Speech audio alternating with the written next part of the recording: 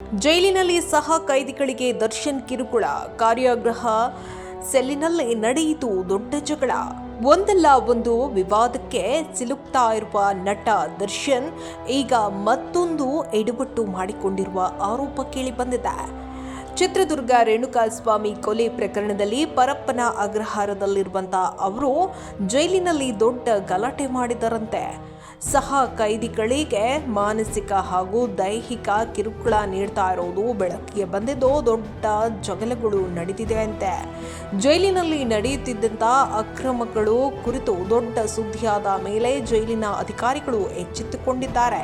ಜೈಲಿನ party video viral ಆಗ್ತಾ ಇದ್ದಂತೆ ಎಲ್ಲವೂ ಬದಲಾಗಿದೆ. ಐಪಿಎಸ್ ಅಧಿಕಾರಿ ಅಂಶ್ ಕುಮಾರ್ ಜೈಲಿನಲ್ಲಿ ಮುಖ್ಯ ಸೂಪರಿಂಟೆಂಡೆಂಟ್ ಆಗಿ ನೇಮಕಗೊಂಡಿದ್ದು ಜೈಲಿನಲ್ಲಿ ಅತಿ ಕಠಿಣ ರೂಲ್ಸ್ ಅನ್ನ ಜಾರಿಗೆ ತಂದಿದ್ದಾರೆ. ಎಲ್ಲ ಅಕ್ರಮಗಳಿಗೆ ಬ್ರೇಕ್ ಹಾಕಿದ್ದಾರೆ. ಈಗ ಅಲ್ಲಿ ದರ್ಶನ್ ಅವರು ಸಾಲಿನಲ್ಲಿ ನಿಂತು ತಾವೇ ಊಟ ತೆಗೆದುಕೊಂಡು ಬರಬೇಕಿದೆ. ಒಳಗಿನ ಶೌಚಾಲಯ ಕೂಡ ತಾವೇ ಕ್ಲೀನ್ ಮಾಡಬೇಕಿದೆ. ಈ ನಿಯಮಗಳಿಂದ ದರ್ಶನ್ ತತ್ತರಿಸಿ ಹೋಗಿದ್ದಾರಂತೆ. ಮಾನಸಿಕ ಒತ್ತಡಕ್ಕೆ ಒಳಗಾಗಿ ನಟ ದರ್ಶನ್ ಸಹ ಕೈದಿಗಳಿಗೆ ಅವರು ಕಿರುಕುಳ ನೀಡ್ತಾ ಇರುವಂತಹ ಆರೋಪ ಕೇಳಿ ಬಂದಿದೆ.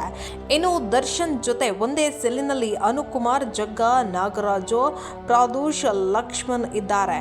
ಇವರೆಲ್ಲರೂ ರೇಣುಕಾಸ್ವಾಮಿ ಕೊಲೆ ಕೇಸ್ನಲ್ಲಿ ಜೈಲು ಸೇರಿದವರೇ. ನಾಗರಾಜು ಅವರನ್ನ ಹೊರತುಪಡಿಸಿ ಉಳಿದ ಕೈದಿಗಳಿಗೆ ದರ್ಶನ್ ಮಾನಸಿಕ ಹಾಗೂ ದೈಹಿಕ ಹಿಂಸೆಯನ್ನ ನೀಡ್ತಾ ಇದ್ದಾರೆ ಎಂದು ಆರೋಪಿಸಲಾಗಿದೆ. ಕೆಲ ದಿನದ ಹಿಂದೆ ದರ್ಶನ್ ಸೆಲ್ಲಿನಲ್ಲಿ ದೊಡ್ಡ ಜಗಳ ನಡೆದಿದ್ದು ಜಗ್ಗ ಹಾಗೂ ದರ್ಶನ್ ಮಧ್ಯೆ ದೊಡ್ಡ ಜಗಳ ಆಗಿದೆಯಂತೆ.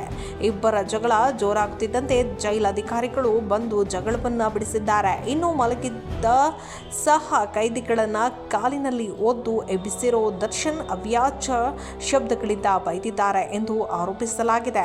ವಕೀಲರ ನೇಮಕ ವಿಚಾರವಾಗಿಯೂ ಎಲ್ಲರ ನಡುವೆ ಗಲಾಟೆ ಶುರುವಾಗಿದೆಯಂತೆ.